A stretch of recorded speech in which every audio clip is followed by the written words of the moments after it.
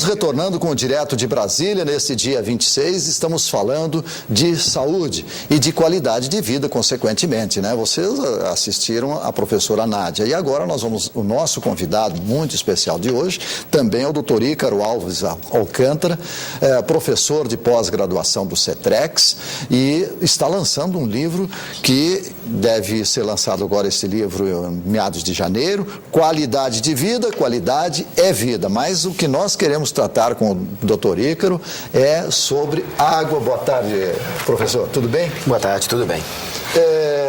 Existe muito mito, existe muita ficção com relação à água. E qual é a importância dela para o organismo humano? Tem muito mito cercando a água, sim. Agora, sem sombra de dúvida, a importância é totalmente negligenciada. A maior parte do nosso corpo é água. A maior parte do corpo é água. 75% do nosso corpo é água. 92% do sangue é água. E, curiosamente, as pessoas não tomam água. Aí, o organismo se vê forçado a se adaptar a essa pouca água. Então, num primeiro estágio, a pessoa passa a sentir menos sede e acha que, por conta disso, depende menos de água. Aí, no futuro, vem as consequências, como, por exemplo, pressão alta, como, por exemplo, agravamento de diabetes, as doenças respiratórias e sintomas muito comuns que são atribuíveis à deficiência de água. Por exemplo, dor de cabeça, tontura, que é muito diagnosticada erroneamente como labirintite, problemas de desmaio, de cansaço. Muitas vezes o problema é água. É o que eu falo para os meus pacientes com muita frequência. Agora, o que dá pena hoje de assistir, doutor, é que boa parte da juventude realmente não bebe água. É verdade. Prefere beber refrigerante. E aí, qual é o mal no futuro que vai causar para essa juventude o beber exclusivamente refrigerante, esquecendo a água? Bom, primeiro que a disponibilidade de água livre para o organismo, a absorção intestinal do refrigerante já é menor. Quando essa água vem pelo refrigerante, ela vem com gás, ela vem com aditivos que acabam entrando até com uma certa liberdade por entrarem junto com a água.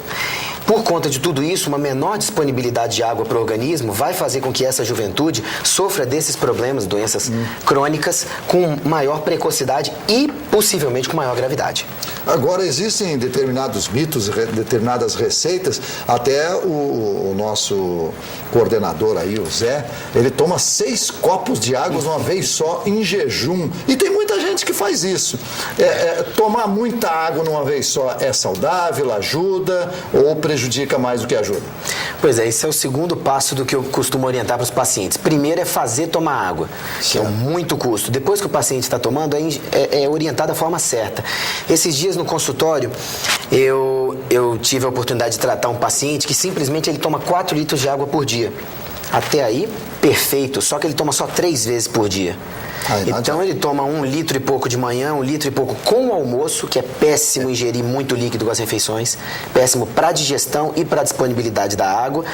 E a maior parte do que ele toma depois é à noite, logo antes de dormir. Quer dizer, acorda umas 3, 4 vezes durante o sono para poder urinar. Quer dizer, isso é um dos mitos da água. Tem que se tomar certo. O ideal é 1 copo por hora que estiver acordado. Esse é o ideal. Agora, à noite, exatamente isso. À noite tem muita gente que bebe muita água, né?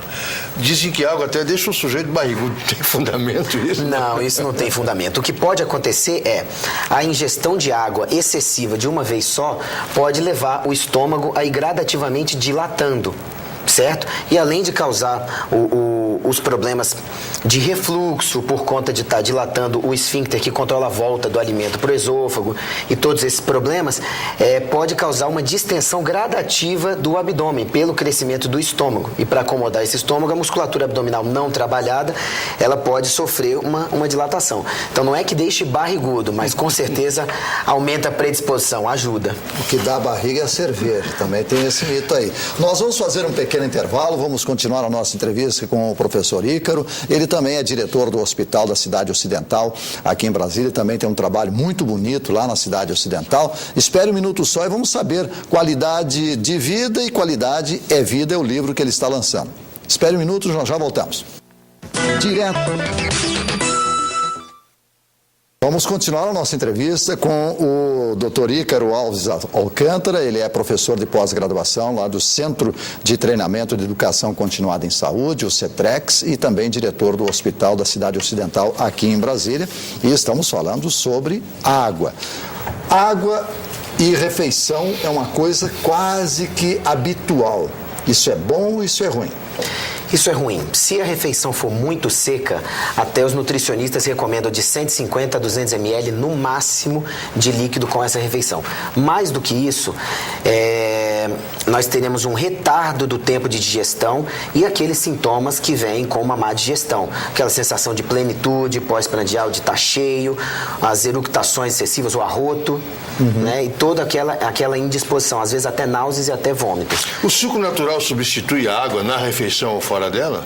Não, o suco natural, quanto mais ácido ele for, tirando problemas de pessoas que tenham gastrite, alguma coisa assim, ele até ajuda na digestão, certo? Agora, que seja respeitando essa quantidade máxima de 200 ml por refeição. Substitui água fora do horário de alimentação? Não substitui, mas algumas vezes a gente tem que fazer uma barganha com o paciente que simplesmente não gosta de tomar água e o suco já é lucro. Existe um mito, e talvez seja até pela necessidade física. O pessoal que bebe muito, né, no outro dia acorda com ressaca e aí começa a tomar água desenfreadamente. Isso é bom para a saúde, ajuda a tomar bastante água depois de uma bebedeira, depois da cervejada? Bom, especialmente hoje, dia 26, deve ser mais propício falar desse assunto, né? Ótimo. 50% da ressaca, pelo menos, é desidratação. Porque a pessoa vai tomando, vai ingerindo a bebida alcoólica e vai esquecendo de repor líquido. E a bebida alcoólica é diurética, faz urinar mais. 25% dessa ressaca vai ser a intoxicação alcoólica. Os outros 25% acabam sendo hipoglicemia. Então, é uma receita meio difícil de seguir, mas com um pouquinho de treinamento a gente consegue. Se a cada 2 copos de bebida alcoólica for ingerido 1 copo de água, ou suco, ou refrigerante light, com certeza essa ressaca vai ser bem menor no dia seguinte. Agora, doutor Ícaro, nós tivemos aqui no Direto há um tempo atrás, 3 meses mais ou menos, um especialista em marketing falando da água vendida na França. Lá se tem água para combater doença, para combater estresse. Isso funciona? Olha, de acordo com os preceitos da medicina ortomolecular, a adição de sais e de demais suplementos à água ou qualquer líquido, refeição, teria benefício sendo orientada especificamente para uma carência, certo? Então, em tese, isso seria benéfico. Mas isso é em tese, não dá para lançar uma medida particular que tinha que ser individualizada para uma população como um todo e esperar que isso tenha um efeito necessariamente benéfico. Mas em tese é possível que seja benéfico, sim. Do que vai tratar o Qualidade de Vida e Qualidade é Vida, o seu livro?